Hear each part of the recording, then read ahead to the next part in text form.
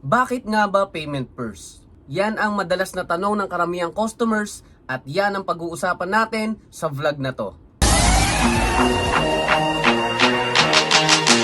Perfect panimula. Daddy's Jersey Direct Supplier, mga kaibigan, mga kapatid, magandang araw na naman nga pala sa ating lahat. Panibagong araw, panibagong vlog, negosyo, asenso tips na naman ang pag-uusapan natin ngayong araw na to. At ang pag-uusapan natin ngayong araw ay bakit nga ba payment first policy? Kaya tara, umpisa na natin. Madalas ka din bang nasasabihan na baka scam yan ha? Dahil sa payment first policy? Okay lang yon, buddy. Ang katotohanan niyan ay nag-iingat lang din kasi yung mga customers natin. O kaya naman maaaring minsan na rin silang na-scam, kaya natatakot na sila.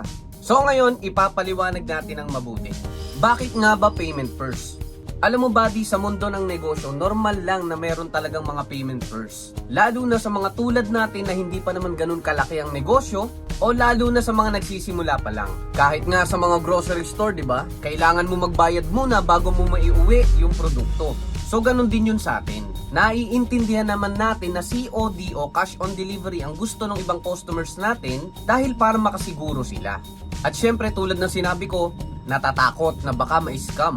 At normal lang yun. Bilang negosyante, kailangan natin maintindihan sila na talagang nag-iingat lang din sila. Syempre naman, hindi naman basta-basta pinupulot yung mga perang pinambibili nila o kaya natin.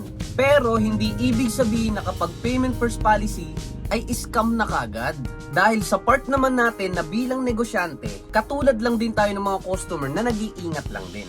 At syempre para hindi tayo masayangan ng oras. Well, pwede naman talagang COD o cash on delivery. Pero ako, personal, hindi ko siya ginagawa kasi o hindi ko pa siya kayang gawin dahil kailangan ko ng kapital at bukod doon, matagal kasi na natutulog ang pera kapag ka COD. Isa yan sa mga katotohanan na dapat maintindihan ng mga customers natin.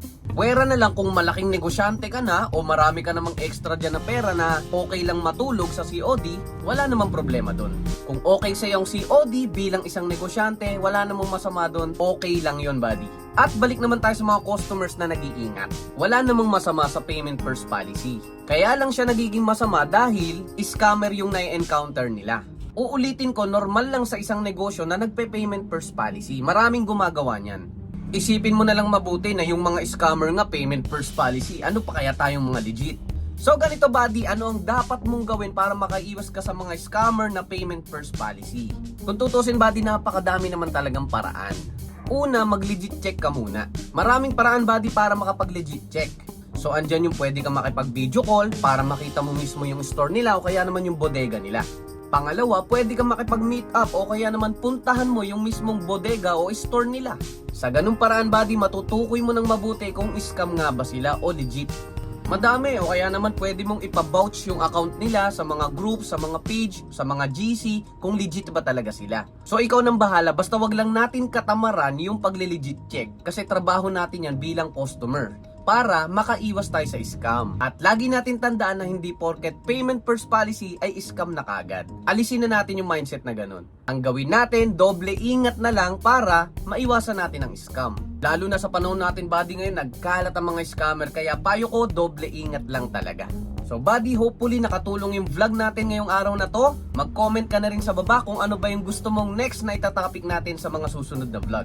Siya nga pala, kami nga pala ang Daddy's Jersey Direct Supplier. Kami ang gumagawa ng mga sarili namin jersey. Kami ang nagtatahe, nagpiprint, nagsusupply Luzon, Visayas, Mindanao hanggang Taiwan po, nagsusupply tayo. Kung gusto mo magsimula ng sarili mong jersey business, mag-message ka lang sa page ng Daddy's Jersey Direct Supplier. At kami nang bahala mag-supply sa'yo ng mga pwede mong ipangbentang jersey dyan sa lugar mo.